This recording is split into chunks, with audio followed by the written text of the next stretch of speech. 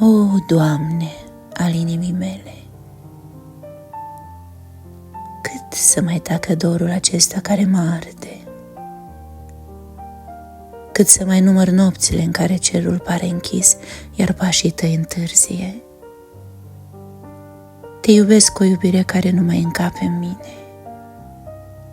Te aștept cu o așteptare care mă mistuie. Fiecare răsărit mă întreabă, oare azi? Fiecare apus îmi lasă pe buze același suspin, încă puțin.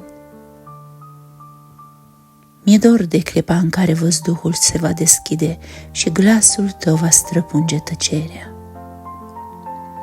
Mi-e dor de întâlnirea aceea în care credința se va topi, iar lacrimile vor cădea pentru ultima dată.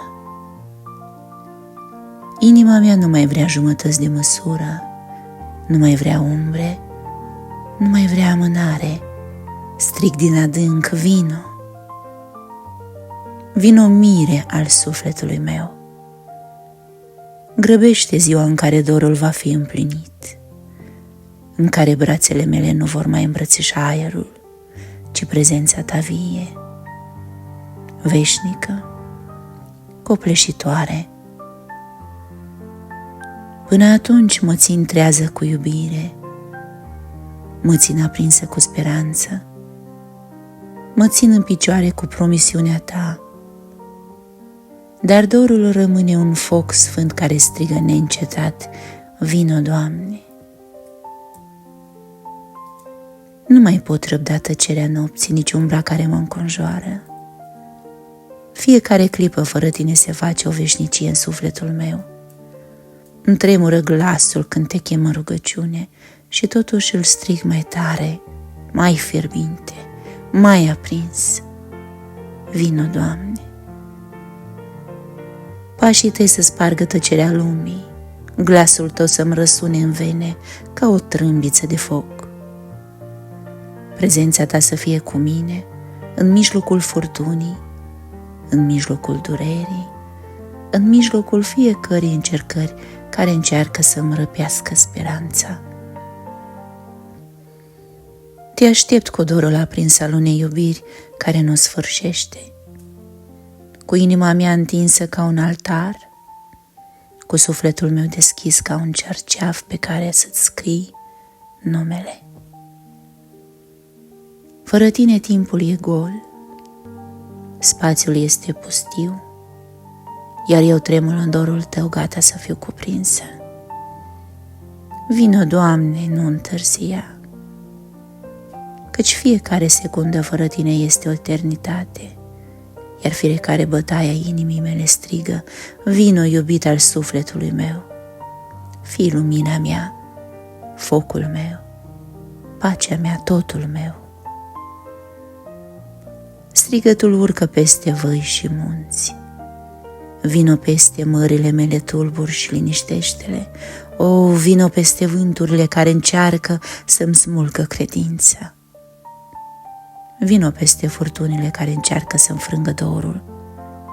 Sufletul meu arde ca jarul în noapte și nu mai poate aștepta. Fiecare rouă a dimineții mă amintește de tine. Fiecare stea care se stinge mă cheamă să te strig mai tare. Fiecare val care se sparge de țărme ca suspinul inimii mele. Vino, Doamne! Vino! Îmi deschid brațele și strig fără frică, fă-mă să te văd, să te simt, să te ating, chiar dacă este doar în duh. Aprinde focul din mine ca să ard pentru tine, ca să fiu o lampă vie neclintită așteptând mirele. Vino, Doamne, și adu lumină unde e întuneric, adu pace unde e frică, vino și adu dragoste unde inima mea s-a uscat de dor. Așteptarea mea nu e zadarnică, este o rugăciune care se înalță peste ceruri ca tămâia sfântă. Nu mai vreau jumătăți, nu mai vreau amânări, nu mai vreau umbre, nu mai vreau iluzii. Vino și fă să se topească totul în prezența ta, focul, dorul, lacrimile, speranța, așteptarea, totul să fie tu.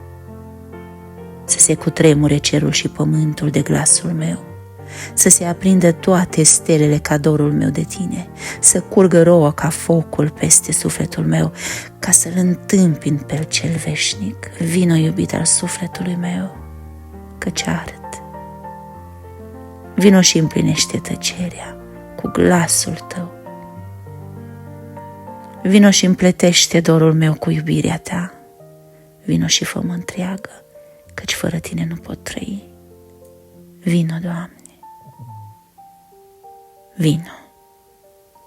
Amin.